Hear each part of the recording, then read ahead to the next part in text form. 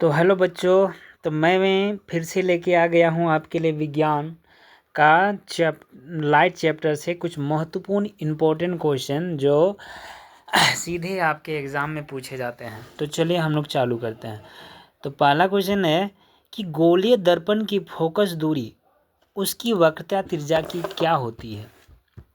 ठीक, क्वेश्चन समझने का कोशिश कीजिएगा कि गोलीय दर्पण की फोकस दूरी उसकी वक्रता त्रिज्या की क्या होती है। ये जैसे कि आपका गोलीय दर्पण है तो उसकी फोकस दूरी पूछ रहा है। तो ये आपका यहाँ से लाइट कटा, ये आपका फोकस दूरी है और उसका वक्रता त्रिज्या होती है। ये आपका क्या हो गया, वक्रता त्रिज्या। तो यहाँ का दूरी और यहाँ का दूरी, मतलब कहने का मतलब है कि एफ जो है ना आधा है आर का।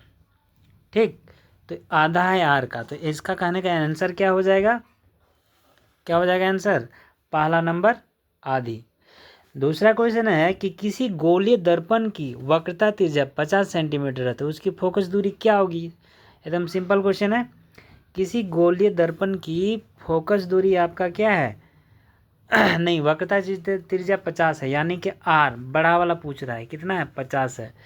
तो उसकी फोकस दूरी क्या है, हम लोग ऊपर में पड़े आधा तो काट देंगे तो क्या हो जाएगा 25। ठीक, आगे जाते हैं।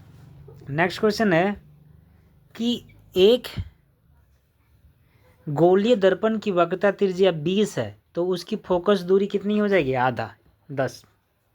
ठीक है, फोकस दूरी पूछेगा तो आधा दे देना है आपको, यदि वक्रता त्रिज्या पूछेगा तो डबल दे देना। ठीक, नेक्स्ट क्वेश्चन है एक गोलीय दर्पण की फोकस दूरी 18 सेंटीमीटर, त्रिज्या पूछ रहा है तो डबल 18 का 36। ठीक है, फोकस दूरी फोकस दूरी दी रहेगी, आपको क्या पूछेगा, त्रिज्या पूछेगा तो डबल, यदि आपको फोकस दूरी पूछेगी तो आधी। ठीक है, नेक्स्ट क्वेश्चन में आते हैं कि उस उत्तल दर्पण की फोकस दूरी क्या होगी। फोकस दूरी पूछ रहा है जिसकी वक्रता त्रिज्या 32 है। एफ पूछा है मतलब छोटा वाला पूछा है, मतलब आधा कर देना है 32। एक वस्तु, अगला क्वेश्चन है कि एक वस्तु अवतल दर्पण के वक्रता केंद्र पर रखी है, वस्तु के प्रतिबिंब की दूरी दर्पण के ध्रुव से होगी। एक वस्तु अवतल दर्पण के वक्रता केंद्र पर रखी है, वस्तु के प्रतिबिंब की दूरी दर्पण के ध्रुव से क्या होगी। ठीक है, एक वस्तु अवतल दर्पण के वक्रता केंद्र पर रखी है, जैसे कि ये वस्तु है, यहाँ पे रख दिए हैं। ठीक, यहाँ पे रख दिए हैं, यहाँ पे वक्र सी पर रखे हैं, तो वस्तु की प्रतिबिंब की दूरी क्या हो जाएगी। हाँ, तो ये 2f के बराबर होगी, क्योंकि हमको ये पता है यदि हम लोग क्या करेंगे सी पर वस्तु को रखते हैं तो प्रतिबिंब की दूरी भी सी पर ही बनती है। तो यहाँ की दूरी आपकी f हो जाएगा और यहाँ से दूरी क्या हो जाएगा 2f, तो आंसर क्या हो जाएगा 2f। ठीक, आगे का क्वेश्चन में आते हैं कि एक वस्तु अवतल दर्पण के सामने 10 सेंटीमीटर पर रखा है जबकि दर्पण की फोकस दूरी 20 सेंटीमीटर पर है तो प्रतिबिंब बनेगा। एक वस्तु अवतल दर्पण के सामने 10 सेंटीमीटर पर रखी है, एक वस्तु अवतल दर्पण के सामने 10 सेंटीमीटर पर रखा है जबकि दर्पण की फोकस दूरी 20 सेंटीमीटर है, तो ये कैसे बनेगा, तो आभासी सीधा बड़ा बनेगा। अवतल दर्पण के सामने 10 सेंटीमीटर पर रखा है जबकि दर्पण की फोकस दूरी 20 सेंटीमीटर पर है, तो ये कैसे बनेगा, सीधा बनेगा। ये कहने का मतलब है कि ये है अवतल दर्पण है, ये आपका फोकस यहाँ से यहाँ की दूरी 20 है, लेकिन वस्तु को रखा गया है 10। तो हमको पता है कि P और F के बीच में यदि हम लोग क्या करेंगे, वस्तु को रखेंगे तो ये दर्पण के पीछे बनता है, सीधा बनता है और बड़ा बनता है, तो इसका आंसर तीसरा हो जाएगा। अगला क्वेश्चन में आते हैं, किसी गोलीय दर्पण का फोकस वास्तविक होता है। किस गोलीय दर्पण का फोकस वास्तविक होगा, जहाँ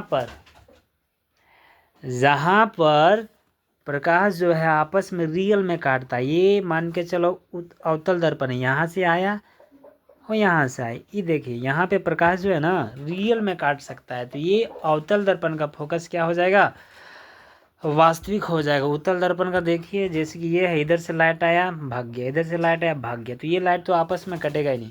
तो इसलिए हम बोल सकते हैं कि उत्तल दर्पण का फोकस जो है ना वास्तविक नहीं होता है। अगला क्वेश्चन में आते हैं।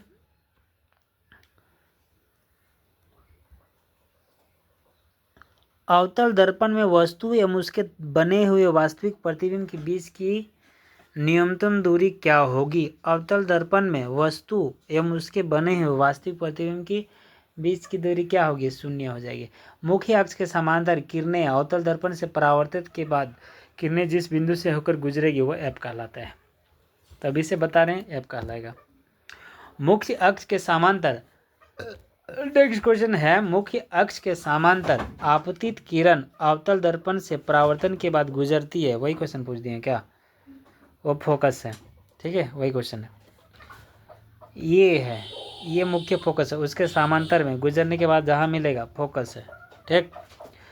अगला क्वेश्चन है कि मुख्य अक्ष के समांतर आपतित किरण उत्तल दर्पण से परावर्तन के बाद आती प्रतीत होती है, वो भी, हाँ वो भी आंसर क्या हो जाएगा? मुख्य फोकस। सेम टू सेम है, मतलब आती प्रतीत होगा, यहाँ से आया, ये मुख्य है, यह मुख्य अक्ष है, ये समांतर प्रकाश है, ये जो जाएगा इधर मुख्य फोकस, ठीक है। तो ये क्या करेगा? लाइट को इधर भाग जाएगा, तो हम लोग ऐसे डॉटेड लाइन में मिला देते हैं, तो यहाँ पे उसका आती मतलब मुख्य फोकस प्रतीत होती है, होता नहीं है। किस दर्पण में फोकस दूरी ऋणात्मक होती है?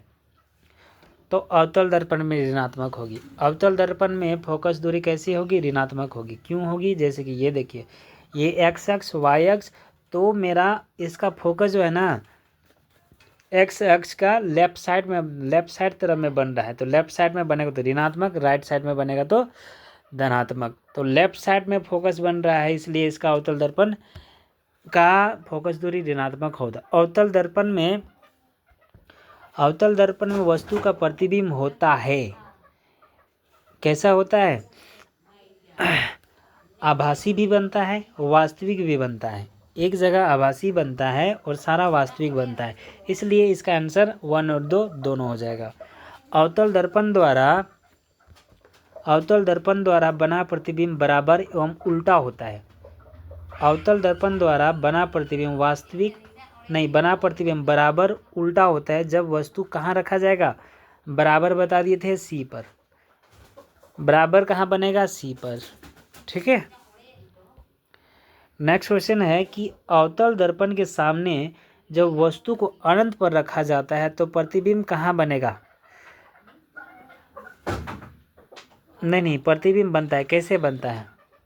ये अवतल दर्पण बहुत दूर में रखे तो ये अत्यंत छोटा बनता है, ठीक है, अत्यंत छोटा बनता है।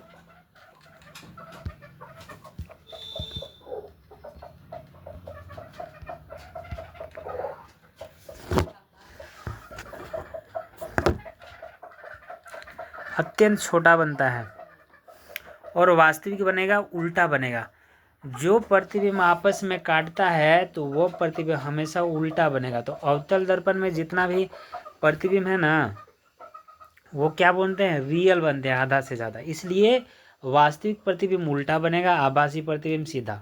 वास्तविक उल्टा और आभासी सीधा, ठीक है।